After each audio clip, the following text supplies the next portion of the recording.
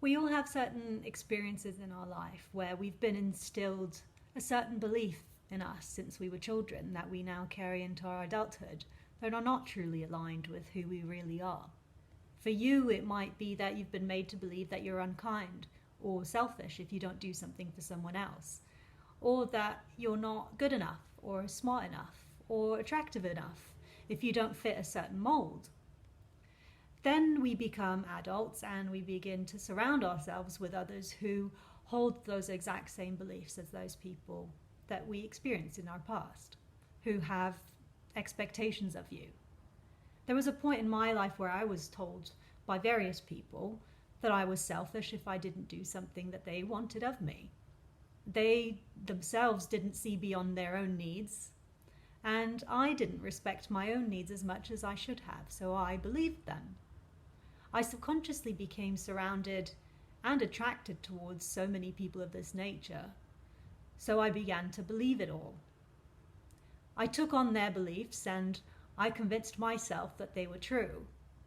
And this is what we call group bias thinking, where when we're surrounded by a group of people who all have a particular belief or opinion, that it makes us start to adopt their belief and their opinion, which isn't really truly aligned with what we truly believe and value. The impact of that is that it makes us completely disconnected to who we are, to our identity, to our needs. Our empathy shuts down when we get really overwhelmed and tired because we're giving so much to others. And we can get very emotional or angry as well. I eventually started to realize and accept that their beliefs were not mine, that they were not as concerned about my well-being as they were for what they needed of me. And that if I did give up my life, my entire life, I still couldn't have made everyone happy. And that really it was my job to concern myself with my own well-being. So I started to change things around for myself. And people did get upset with my boundaries, but I implemented them anyway. I became more and more connected to my self-worth, that I started to put that first. I put myself and my self-worth and my needs first, regardless of their reactions towards me. I accepted that their projection of negative energy had really nothing to do with me and all to do with their own internal pain and struggle. Disappointing people is not easy, especially for us empaths, because we care so much about others. But when I started to care about myself too, that's when my life really started to shift. Now I don't accept the judgment of others as being anything personal to do with me. I have empathy for them, but I'm also very selective about the energy I surround myself with because I'm so sensitive. And this has enabled me to thrive in my own life, in my work, in my career, in my relationships, and in my friendships. The respect that I now have for myself even inspires others.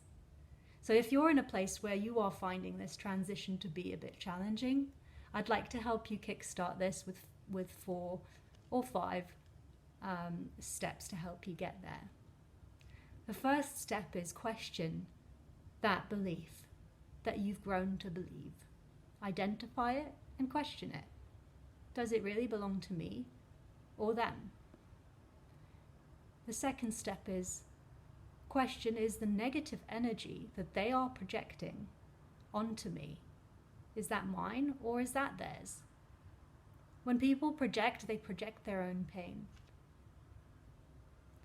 The third step is tap into your deep sense of empathy that you have so naturally within you as an empath and try and understand their story. They might be projecting their pain because of their own past trauma that they've not fully dealt with. And that really is all about them and their experience of life and their past than anything to do with you. The fourth step is question, what's triggering this for me? Why am I being triggered? Is it because of trauma in my past that I don't want to be revisiting and that they're reminding me of? Or is it just triggering me because they're venting at me and I'm really tired and overwhelmed and not taking the space and setting the boundaries that I should be. And so that leads me to the final step. Step 5. Are you setting your boundaries with yourself and with others? Are you going into challenging situations feeling tired, not rested, hungry, ungrounded? It's a lot more difficult to manage those situations when we've not set those boundaries with ourselves first. If you'd like to go a step deeper with all this, go into the link in my bio and book your free discovery call with me. And let's take this a little bit deeper for you. Take care, guys. See you soon.